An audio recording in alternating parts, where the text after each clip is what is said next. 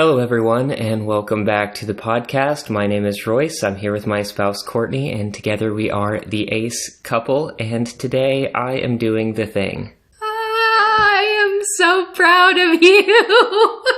Listeners, can we just take a moment to appreciate this momentous occasion in history? Have you ever introduced anything, ever? You know I don't like all the attention, and also that I could edit this out. Don't edit it out! Well, even when we do, live events, like speaking at a conference together, you're like, I'm not gonna introduce myself, you do it. Well, that's a little different. I think introductions are often kind of socially awkward and unnecessary. That's true. Like, why can't we just skip them and have a conversation? That's true. Well, that's actually part of the reason, because before we started our podcast, I had been interviewed on a variety of other podcasts for history and hair-related things. And almost every time, the host would ask for, a bio from me. And I hate writing bios. And I hate giving people bios. But then I would sit there while they read my bio for the listeners. And that always made me very, very uncomfortable. So when we started interviewing people here, I was like, I'm just going to let them introduce themselves and say as much or as little as they want right off the bat. Because I don't want to subject them to me reading their professional bio that I asked them for in advance. So I get it. So normally when we talk about asexual representation in media, it is a show that we watch together or some books that you read. But recently I was combing through all of the notes and suggestions that we've been given from people and found a few manga to talk about. Yay!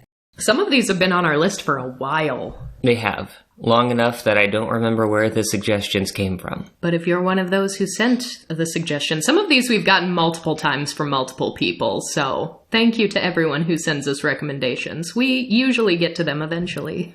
So I have 3 publications I wanted to go over today, and I think I'll do them in order of length.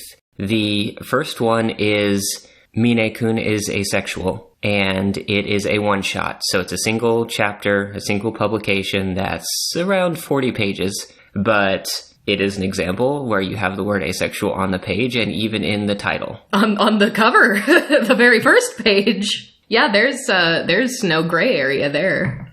And the story that takes place inside, due to it being a one-shot, has to be pretty brief. It does hit some Ace 101 sort of areas, just again, I think because of the length of the material. But it depicts an ace-aloe relationship, or at least an attempt at an ace-aloe relationship, and the complications that may arise from that. But it's told from the perspective of a girl who has a huge crush on her friend Mina-kun. The story starts out with an immediate confession over dinner, after drinks, from the story's protagonist, whose name is Murai. And she asks him out. She confesses that she's in love with him, and he responds basically saying that doesn't know if that's really a good idea. And as she persists, goes on to explain that he is biromantic asexual. He doesn't specifically use the word biromantic, but he explains it in that way, saying that I'm attracted to both men and women like a bisexual person is, but at the same time I have no interest in sexual intimacy because I'm asexual. So it's unambiguous. He also mentions that he is on the sex-repulsed side of things, and eventually does say that he'll agree to go out with her as long as she's okay with no physical intimacy, and that includes sex, kissing. Those are the 2 things that are explicitly mentioned. And she, in the moment, one, she is a very excitable character and is also noticeably drunk at this point in time and is just super excited to get a yes.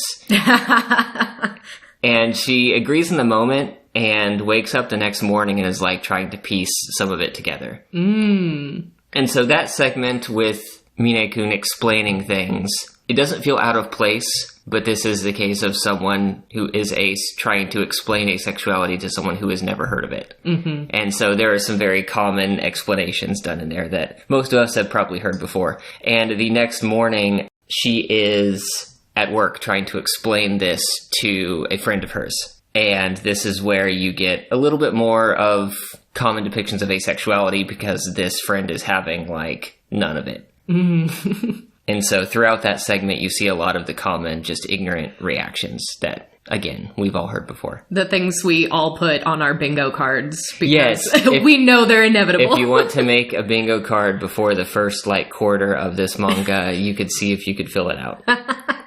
But the bulk of the chapter is about the two of them dating. And for the most part, they have a lot of fun together. They generally... Murai is a little thrown off because she isn't really sure what to do in this relationship because she's immediately, I guess, falling into wishes or habits and is constantly having to check that, oh yeah, no physical intimacy. This isn't going to happen kind of a thing. Yeah, well, aside from potentially desiring as an aloe the sexual contact, there's also just aloes get really, really outside of their comfort zone when they can't fall back on pre-established sexual scripts that society tells you should follow in a particular order.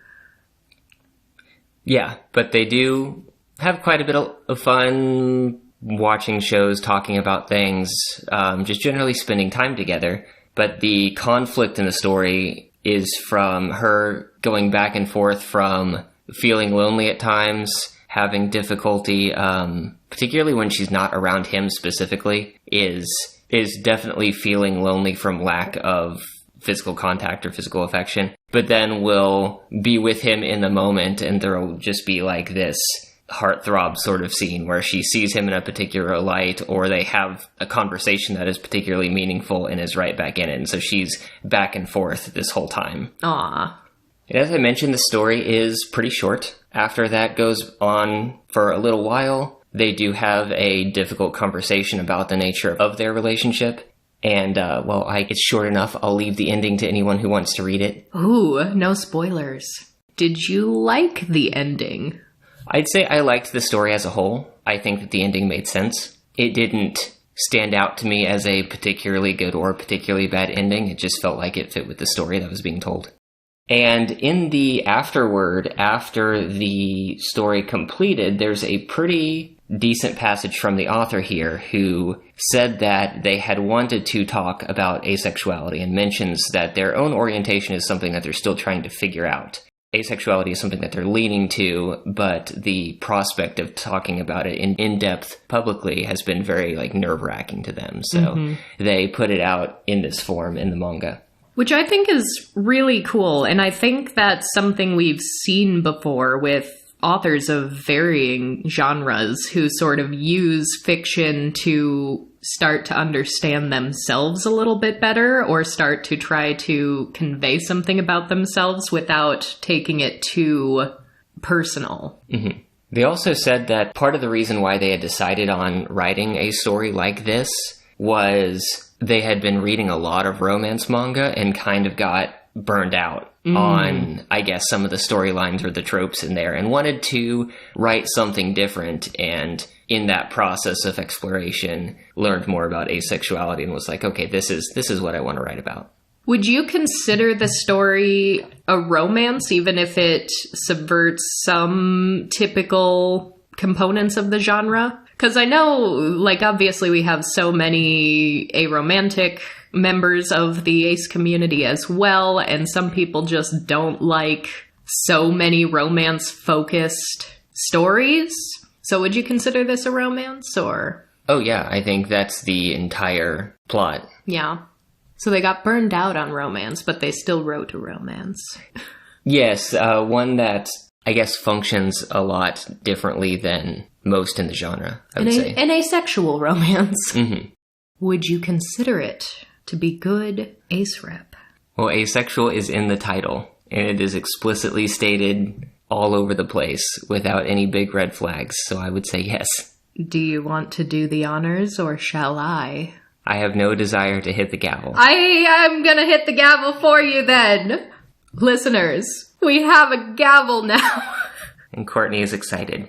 I've only been talking about this since... Did I bring up the gavel in literally episode 1 of our podcast? It might have gone back as far as episode 1. And we're hovering around 100 right now. The first mention of a gavel was in episode 6, which was the Ace Week 2021 recap. Ah, episode 6. So that's pretty early on. It's been a long time I've been waiting for this gavel, so gosh darn it, we are gonna use it. Mina-kun is asexual, is good, ace rep.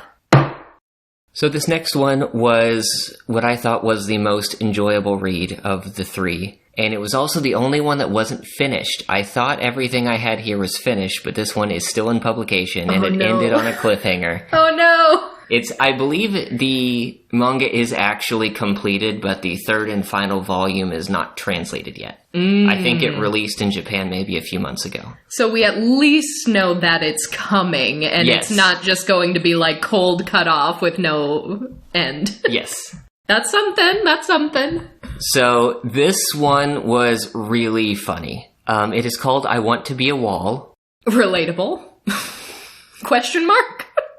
So this one starts right off the bat with a wedding. There are 2 very uncomfortable looking people who are getting married. Good start. One of them, Gaku, is a closeted gay man with an unrequited crush on his childhood friend. The other, Yuriko, is a woman who describes herself as a fujoshi. Oh, okay.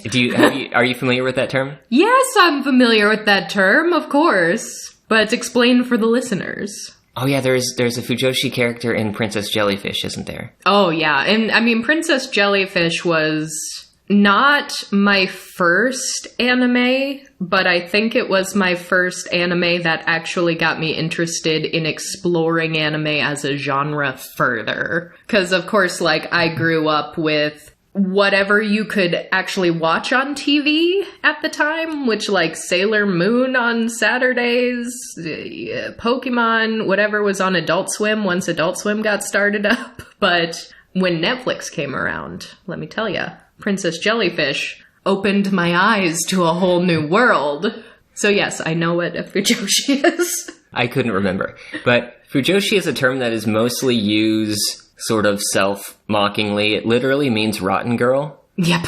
And Fujoshi characters are often depicted as really being into, like, gay male shipping, regardless of the orientations of the character in media. It's a lot of self-published works, I guess you could describe as fanfic in a lot of cases. Or, like, boys' love as a genre. Well, that term specifically is going to come up a lot. Okay. BL. But during the wedding, she says, I can't fall in love. My area of expertise is 2D.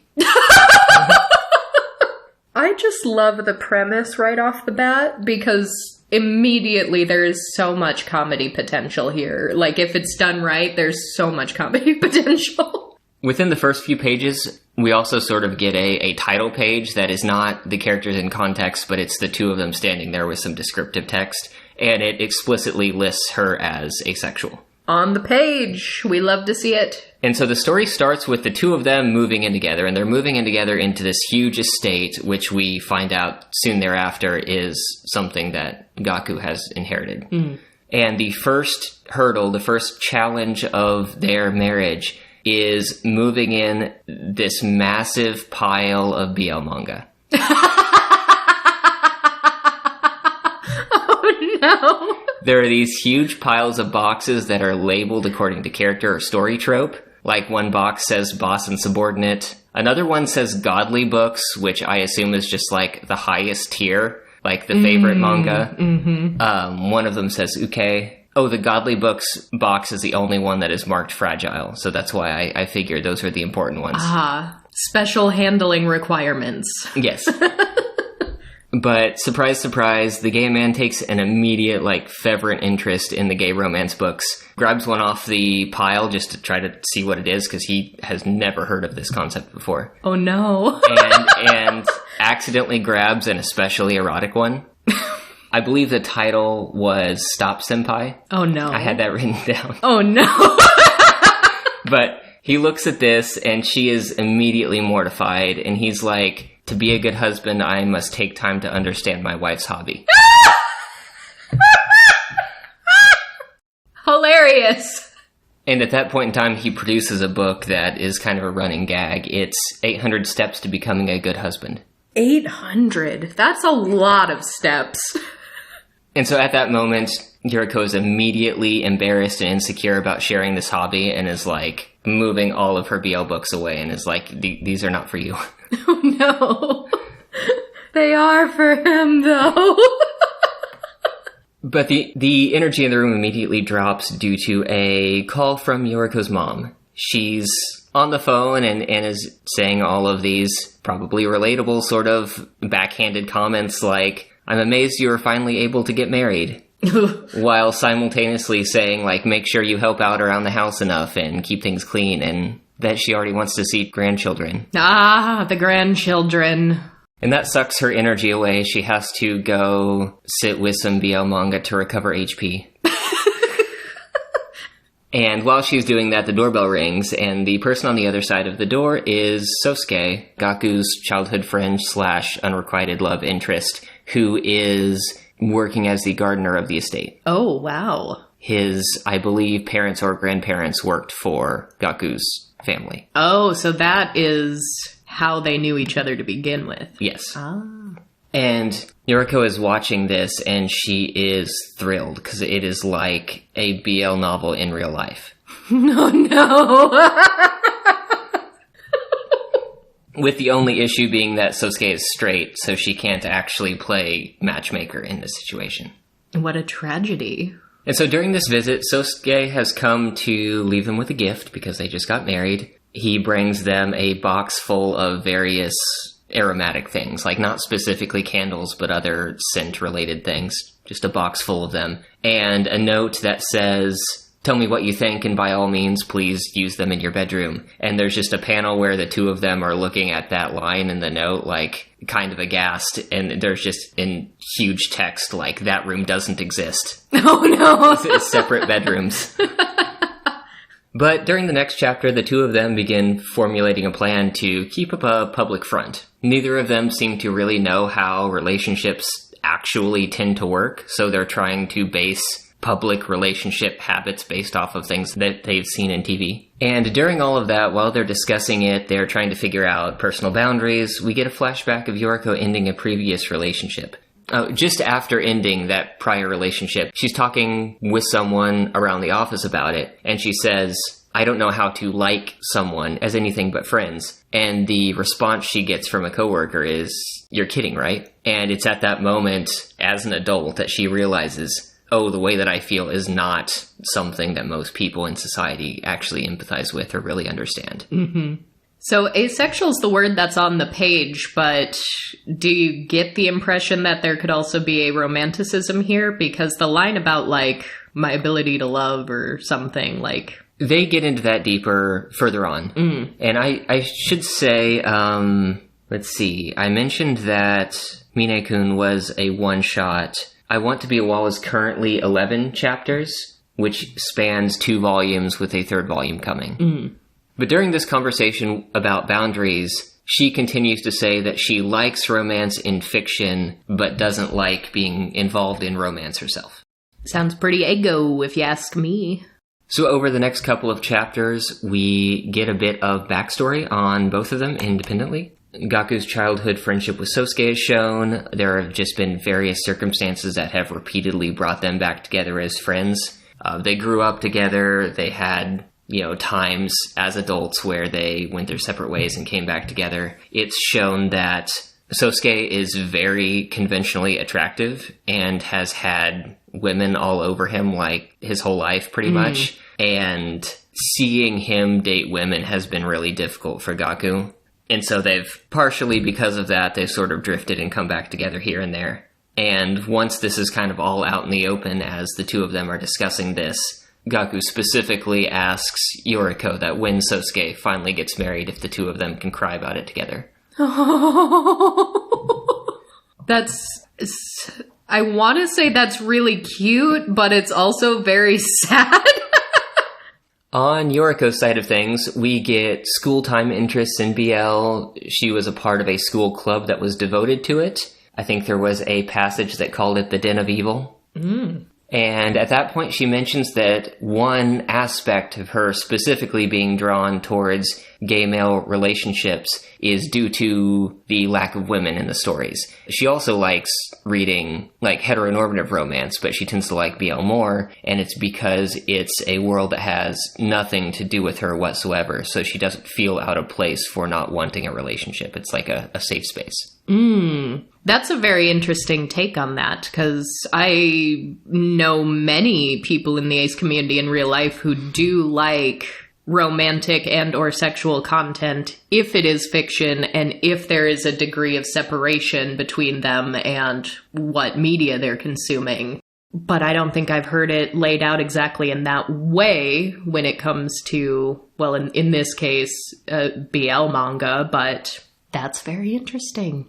And so the flashback continues with her finally hearing the word asexual for the first time. And the way that this happened is her like middle school, high school friend who was also very into BL. The two of them were friends for a long time, but her friend got to a certain age where she got suddenly very feminine, very extroverted, where Yoriko did not. And through her friend, she found herself in a lot of like public parties, situations that she was maybe less comfortable in. And for a period of time, the two of them went overseas and were in Seattle for a while. And there's a scene at a party where a couple of people are not intending to be mean, but are kind of making fun of her for being shy or not dating or pointing out the fact that she hasn't been in a relationship at all. And there's one person in particular that basically stands up in the party. He's a British guy who basically goes through the whole, not just asexual spiel, but general like queer spiel, explaining that there's a variety of different sexualities out there and that it's not okay to like make fun of someone. Mm-hmm. And this is the first time she actually hears the word asexual. And she ends up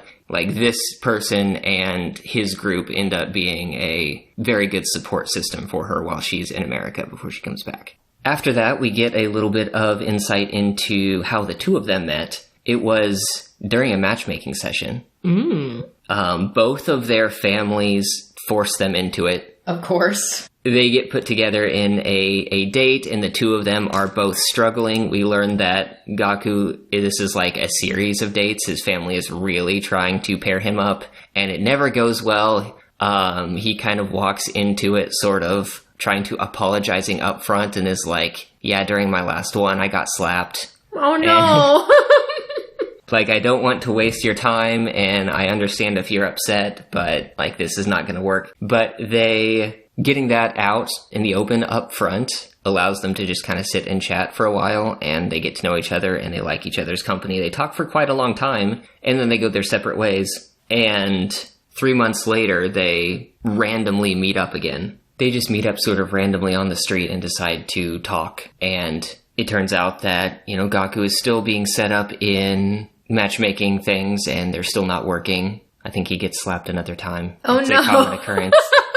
But during that time, while the two of them are hanging out, Sosuke comes up, and this is the first time that Yoriko sees, like, how Gaku is immediately just, like, red in the face, infatuated whenever he shows up. And he leaves, and the two of them spend the evening together. They have some drinks, they go to karaoke, they commiserate over all the stuff that's going on in their lives. And Yoriko ends up falling asleep at Gaku's house and has to mention this to her parents. She, like, calls them in the middle of the night and is like, I'm not going to be home. But because of that, she was living at home at the time, they get the impression that they're dating because she stayed over at his house. And the two of them, rather than try to have this conversation with their parents, are just like, let's just hang out and there'll be pretend dates and we'll keep up appearances to the family. And there's a line here that says that instead of going from friends to lovers, as the common trope is, we went from pretend lovers to friends over time. I mean, there is a real life precedence for things like that. And it's through that process where they finally have a pretty in-depth conversation about, you know, why don't we just get married? You know, we enjoy each other's company and everyone else assumes that we're dating, so. Makes perfect sense to me. A little ways after that, we get I think what I would consider the first actual conflict between the two of them, it's a pretty minor thing, but aside from a running gag of Gaku is really kind and interesting and amazing, the only problem is how interested he is in my BL manga. There's a big scene and quite a bit of a confusion from an old friend that shows up. Yuriko starts spending a lot of time with him, going out to lunch, spending time on the evenings, and Gaku starts to get a little jealous or a little worried, a little something because their relationship is changing. He's afraid that maybe something has happened and maybe she is in love with someone else and that he's going to be alone again, that sort of thing. But they all get introduced, and this ends up being one of her old friends from her time in the US. His name is Momoya, or Momo for short, and he's engaged to the British guy I mentioned earlier, who first said the word asexual in front of her. And so Momo is the first person outside of the two of them who's actually told their full story in its entirety. And is pretty blunt and enthusiastic about the whole thing. Later, he spends some time alone with Gaku, but during a conversation around lunch, Gaku starts asking some more questions about BL. He's confused as to why Yuriko likes it, particularly when so much of the content can be so explicit sometimes, as, someone who is sex-averse. Mm-hmm. And I'm just going to read this whole passage. Lay it on us. So to answer his question, Momo says, let's say that someone doesn't understand the concept of sweetness. Like they can eat sugar, but it doesn't taste like anything to them. If that person ordered a dessert to eat, then people like you and I might wonder why, right? They don't understand sweetness, so what's so good about a dessert? But the sweetness of sugar isn't all there is to like about desserts, things like maple syrup and chocolate sauce. They're really fragrant. There are appealing looking decorations. There's the softness of a sponge cake, whipped cream that just melts in your mouth, the texture of a layer of sliced fruit. Even if you can't taste the sweetness, there are still lots of ways to enjoy a dessert. You can even take in the smiles of other people around you who are enjoying that food. And maybe if someone isn't able to taste sweetness, not being able to taste it is why they want to understand it. And so I thought launching into an explanation of, being interested in a certain media by talking about desserts was a very ace thing to do. Yeah, very ace thing to do. It's also just a really, really good example, because it's more nuanced than the very simple explanation that people will sometimes give, like, some people just don't like cake. Even though everyone thinks everyone likes cake, like, people will use that to explain asexuality, right? But then you have the more nuanced experiences, like someone who is asexual and doesn't experience that attraction, but might still enjoy the act of sex. That just breaks allos' minds when they hear that. But being able to have a metaphor like that to say, there are lots of reasons why someone could still enjoy this without that attraction is really good for both a sexuality, like an ace metaphor, but also an arrow one, because there are aromantic people that still engage in romantic relationships or something that might seem or appear to be a romantic relationship. And there can still be ways to enjoy that, even if the emotion doesn't resonate the same way. And so continuing on after dropping the dessert metaphor, Momo says, straight, lesbian, gay, and bi people all have different ways of dating and perceiving love and sex. Some people sleep around, others don't have eyes for anyone but a single partner. Just like that, there's gay BL fanboys who love BL and other gay men who hate BL and want all BL fangirls to disappear. They probably feel like the fangirls treat our pain and suffering like entertainment, or they think it's sexually exploitive, like how some lesbians hate lesbian sex work. And it says, oh, sorry, I got sidetracked. What I'm trying to say is that some people don't feel romantic attraction but still have a sex drive, and others can fall in love but hate sexual contact of any kind.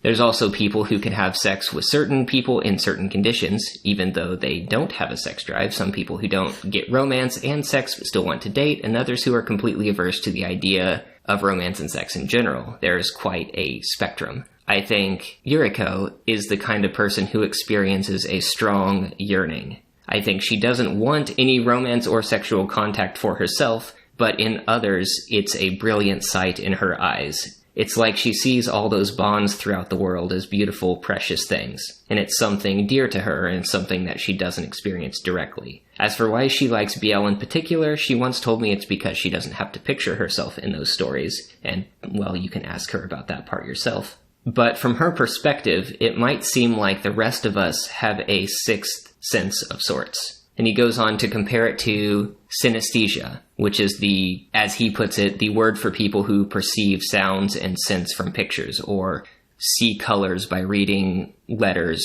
or numbers, and says that from Yoriko's perspective, that might be what allosexual people feel like to her. He goes on to explain that he has a friend whose little brother has synesthesia. He perceives colors from sounds, like the sound of a trumpet makes him see orange and black polka dots, the oboe causes green and white stripes, and goes on to explain, like, this is what this kid's perspective is. And says, like, isn't that really cool? Don't you wish you could, like, actually see what that is like or experience that? But you can't. All we can do is take things in with our eyes and our ears as they are, and we can only imagine the colors that sounds produce. And we'll never be able to see the sort of rainbow effects that this child is seeing when they're in front of an orchestra. That kid just perceives the world differently than we do, and relates that to someone who cannot experience, romantic or sexual attraction, seeing that in a very mystical way as well, as other people are just experiencing the world around them in this invisible, imperceptible way that they can't really relate to, they can only theorize about. That's really interesting. And I like that they called attention to the variety of opinions to BL as a genre.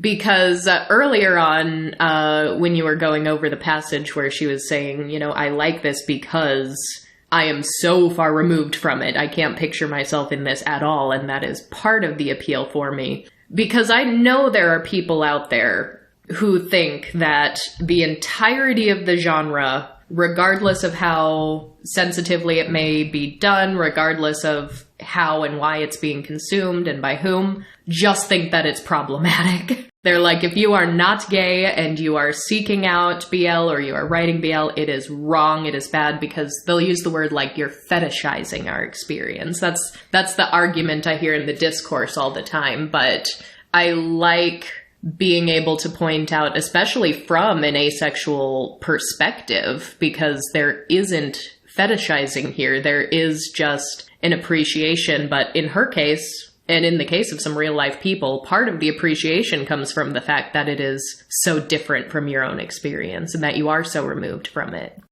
And so that is basically the end of I Want to Be a Wall as it is currently published. The last remaining half a chapter, the lead-in, is the end of Volume 2. And basically this conversation between Momo and Gaku is the last major point. But then we see Yoriko at home, and an unfamiliar woman approaches the estate and starts shouting and banging on the door. And she manages to wrench the door open, walk inside, point at Yoriko, yelling with tears in her eyes, and says, "So it's you. You're the girl Sosuke is cheating on me with, right?" And then it ends. Oh no! And that came out of nowhere. I have no idea what they're going to do with it in Volume 3, but that's where the story is at this point. Goodness, so we have much to look forward to. And what's your ruling on 2 out of 3 chapters? Given what I described to you, what is your ruling? Did that hit the boxes? I think it hit the bare minimum boxes and then some more, because there's also a comedy aspect, which we don't see all the time. Sometimes in these stories that are like coming to learn about your own experience and coming to understand asexuality and trying to explain asexuality to other people, sometimes I see them as very dry, because even though they're technically correct and someone who has not been exposed to asexual education can still learn something from it. So I'll still say, like, yeah, as far as representing the sexuality, it did fine, but is it an enjoyable story? Sometimes is a second question. Sounds like good ace rep to me. So I'm gonna call it. That's my final ruling. I want to be a wall? Was that explained? Why? Who wants to be a wall and why? There was only like one image that I saw that kind of explained this, and the two of them went to, I think it was like a con. It was like a big BL thing, and Yoriko was just extremely excited the entire time, and at one point Gaku stopped to take her picture next to like cardboard cutouts of two figures, and instead of like standing with them or beside them, she crouched like on the ground right next to them, and there was just a little box that said, "Best pose for a BL fangirl, become one with the wall." Okay. All right, I want to be a wall. Good ace rep. I'd also say there's an arrow element to it that I quite enjoyed, so good rep. Okay, so the last one that I wanted to talk about here is Doughnuts Under a Crescent Moon. It is the longest one of the three. It's 20 chapters. It is complete, so no cliffhangers this time. It is one that I've seen go by a number of different titles. I believe it was recommended to us as Crescent Moon and Doughnuts.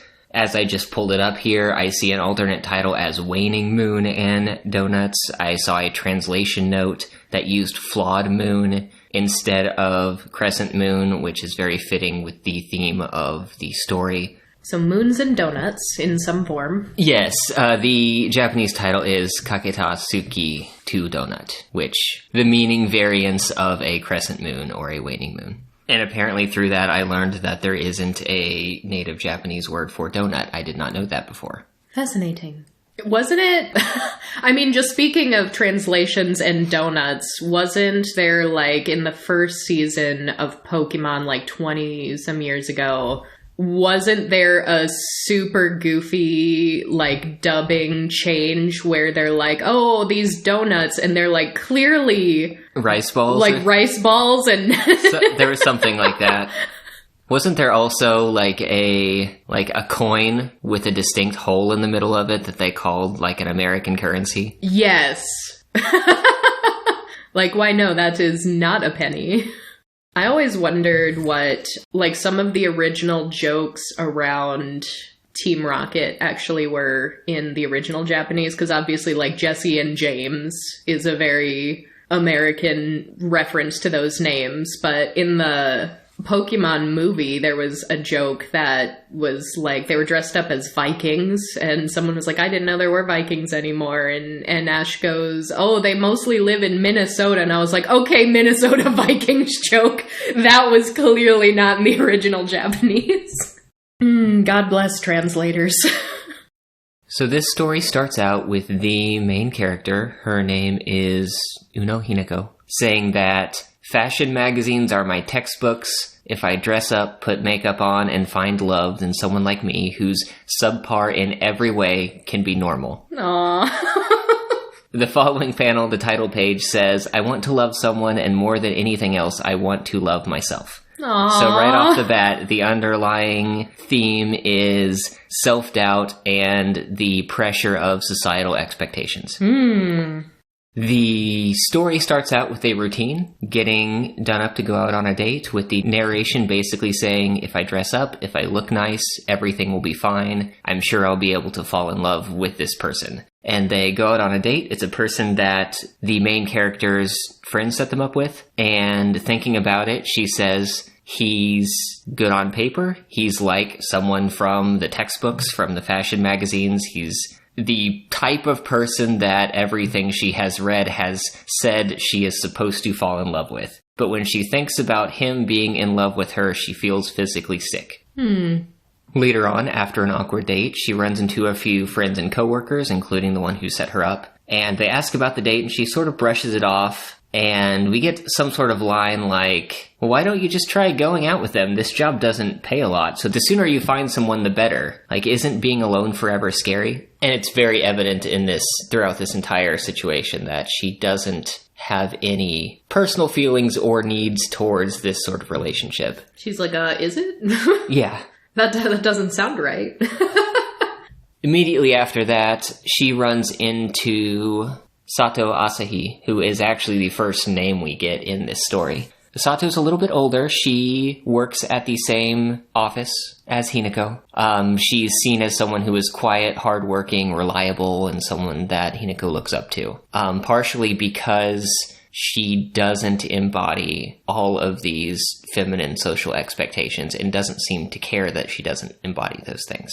But Hinako gets back to work, and all of the self-doubt and the self-loathing that we saw before starts to creep back in, and this bleeds into another date with the guy that she's been seeing. He asks her to go out with him, and she tries to turn him down by listing all the things she doesn't like about herself. And when he, presses on, we get a little look inside her head about her insecurities, which include this little voice in her head saying that she's defective, I believe is the word she uses. That not being able to fall in love with anyone is messed up, that has to be something wrong with her, and that this isn't normal. The guy gets up, leaves, apologizes for bothering her, which just makes her feel worse, because she feels like now, whatever is wrong with me has caused harm to another person. Of course.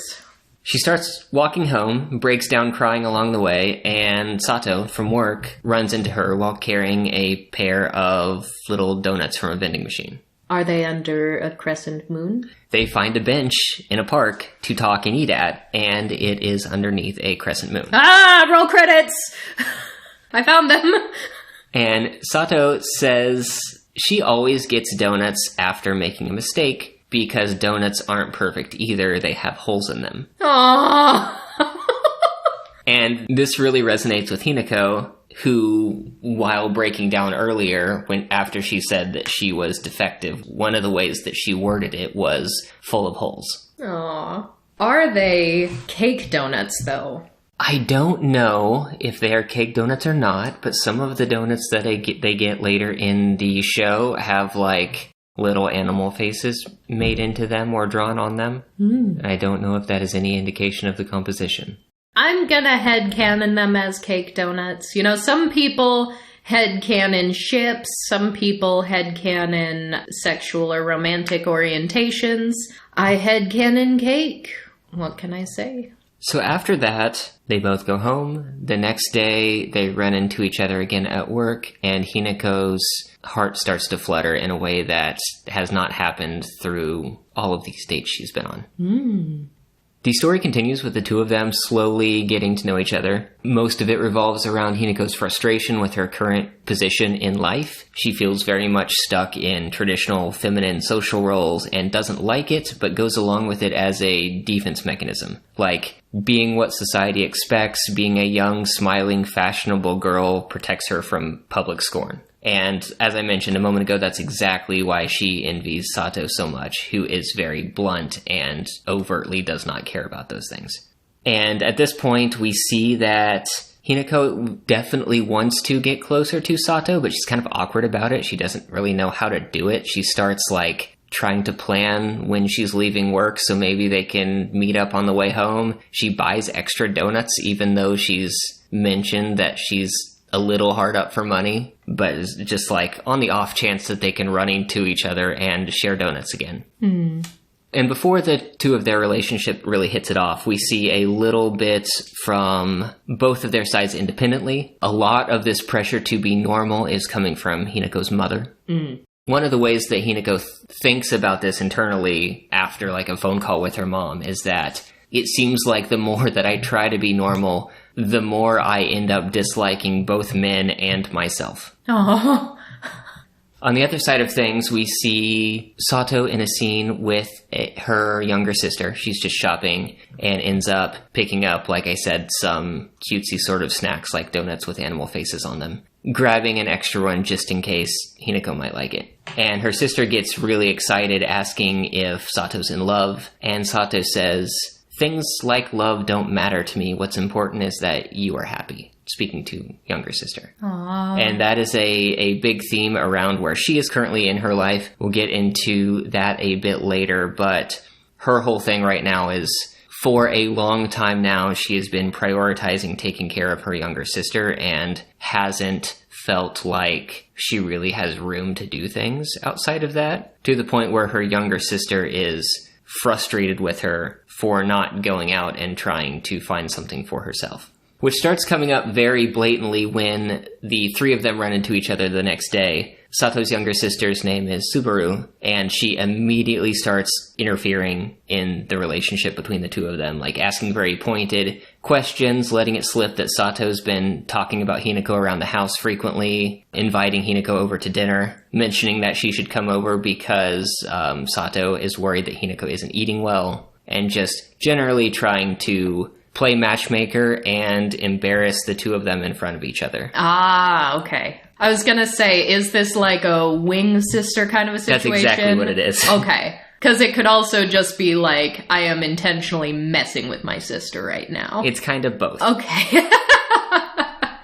But one part of the two of them being together is they both start consciously doing things that they feel is better for them, like eating well, cooking more, cleaning up their houses, identifying behaviors about their lives that they don't like and actively working on them, just as a part of this forming relationship. Growing together. I like it. And as for, as you mentioned it, the wing sister, at one point while they're around the house together, she pressures them both to use their given names instead of their family names, which as co-workers, they were used to speaking each other in an informal tone. Ooh, let's get personal. And she finds an excuse to leave the house to go shopping at one point when Hinako is going home, and just asks very explicitly, are the two of you in love? And Hinako has no idea how to answer this. She's still trying to figure this out. But Subaru says she's rooting for her and that she thinks that she will be the one to free her sister from her. And, acknowledges that she thinks her older sister is stuck trying to care for her. One of their earlier, big moments together comes after Hinako sprains her ankle, misses work, and Sato comes to visit her, bringing some things from the store, which are various things you could get for a cold, which I'm glad they explained this to me, because I did not understand that a sports drink, rice porridge, and peaches were things that you might eat when you have a cold. Oh, I've heard that before. And at this point, Hinako mentions that she kind of liked getting sick as a kid because it was the only time she'd get positive attention from her mom. Oh. But while they're over there, while they're together, Hinako convinces Sato to let her paint her nails. And the painted nails becomes a common point of their relationship throughout there. It's something special that the two of them can share. Cute. But Sato's immediately reserved about it. But Hinako counters by saying, having pretty nails increases your mood by 20% so you can get through work faster. And Sato's immediately like, do it. More productive. So basically just tricking her into treating herself. Yes. So as this relationship develops, as they start getting closer, Hinako has a bit of an internal struggle because they have a little bit of brief physical contact, just their hands touching when they're around each other. And on one hand, Hinako feels very strongly for Sato, but on the other hand, she feels nauseous or kind of sick about the physical contact. And one thing she says, speaking to being the idea of being on the other side of a relationship than she had previously been on. Previously, it had always just been someone wanting her and her being resistant to that or opposed to that. Actually feeling like she wanted someone, she said, these violent emotions were inside even me, and was kind of disgusted by that. And when speaking to just sort of the platonic nature of the relationship, she says, I wish this were love. I wish this could be love. So there's still this struggle with the social expectation of what is love or what is a relationship, and a struggle to resolve what she's feeling with what she feels like she is supposed to be feeling. Right. So moving on, the bulk of the, middle of this manga is just all about the two of them slowly getting together, their relationship slowly deepening. They start to be more overt about their feelings for each other.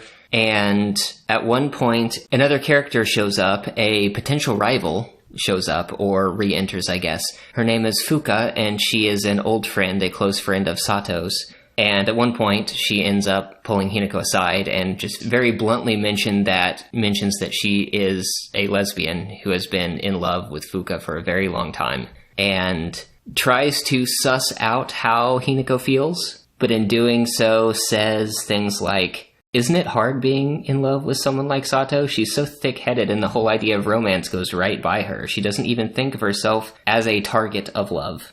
And she sort of thinks that Hinako is in the same position that she's been in for a long time, where it's just an unrequited sort of love situation. But Fuka mentions, like, the idea of kissing someone, and Hinako starts to think about that. And some of the ways that she works through that in her head I thought were interesting, because she first says, being in love means you have to do stuff like that, doesn't it? And the idea of being, pressured in to do something physical like that leaves her feeling uneasy. And when she thinks about it, she's always felt like that, but she kind of pretended not to notice that any idea of physical affection felt wrong to her. But she does say, I want her to always be a part of my life. Coworkers, friends, those sorts of things aren't enough. If you're in love, you want to kiss and that sort of thing, right? Normally. But that sort of normal is something I can't do. It may seem normal for everyone that when you like someone, touching comes next. But for me, I'm not sure I ever want to. Very queer platonic feelings. Yes. This is, this entire story felt very queer platonic. Yeah, like I want something more and deeper than what society would perceive as friends, but I don't want to take it in the direction society would expect it to go. Yes. On Sato's side of things, we hear some things from her that are like, there's someone I like just being with, someone I really want to see when I'm in pain. I don't think I want to fall in love, but I still want them to always be by my side. And I believe this is Fuka who says, in response to this, if you can say I always want them to be by my side, then just say love. That's love, isn't it? There's all sorts of love in the world. It can be a type of love. And I think it's about that point that they feel comfortable in their relationship together, in it being what it needs to be right now and not feeling like they need to force it to be something more than that. Part of the, final resolution of the story is a sudden visit from Hinako's mom. We get a memory from Hinako as a little girl. Her father isn't home. Her mother is noticeably sad due to the situation and is avoiding telling her daughter why. And at first I thought this was going to be a divorce. Like they had just gotten divorced and hadn't told the child yet or something like that.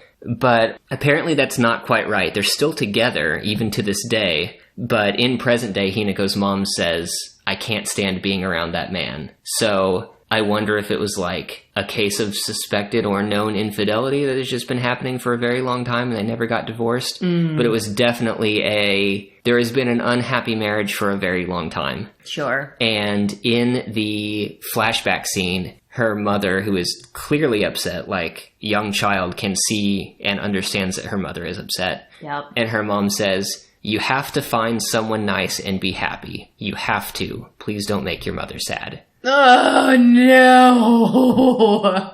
Painful. And so that explains what we've been seeing the entire story up to this point. But in present day, her mom shows up at her apartment, and anyone who has overcritical mom problems will understand the scene. Her mom walks in with instant criticism, like little side comments about like the state of the apartment. Oh no! Leading right into like relationship status and what's going on in life, and just really quick succession, several little criticisms. But at one point she says something disparaging about seeing Hinako and Sato together, just very briefly. Something like, who was that? And then I forget what Hinako says, but if it was like just a friend or just a coworker, she's like, oh, thank God, or something like that. And Hinako instantly flares up, gets defensive, I think yells a little bit, and leaves the house to cool down. And afterwards goes back in and sits down with her mom, and they actually have a nice conversation. And Hinako realizes that a huge part of this burden that she's been carrying has been associated with her mother this whole time, because as a child, her mom was always so busy doing everything to raise her that she never actually had time to spend with her. And as a kid, all she wanted to do was help and to be acknowledged. And the only way she knew how to help was to do what her mom asked. And what her mom asked her to do was to grow up and be in a heteronormative sort of stable relationship, which is just not something that fit her. Mm-hmm.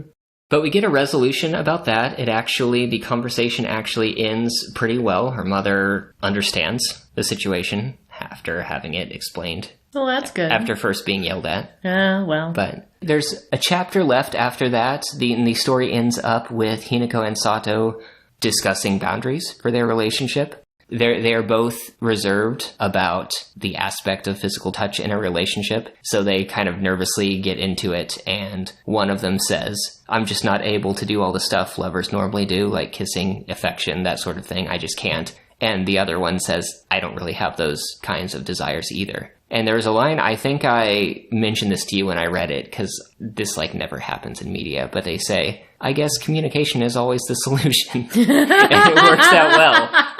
They just had a conversation and found common ground. What a concept. And that is where the story ends. Are you once again going to refuse to give your own verdict? You can choose whether or not to hit the gavel. I think that the word asexual is not mentioned on the page. I think that the feelings that they mentioned felt very clearly asexual and aromantic to me. I think that what was depicted felt very much like a queer platonic relationship. And I also just liked the story throughout, which was the social pressure or social expectations being burdensome and finding a healthy way to find yourself within those.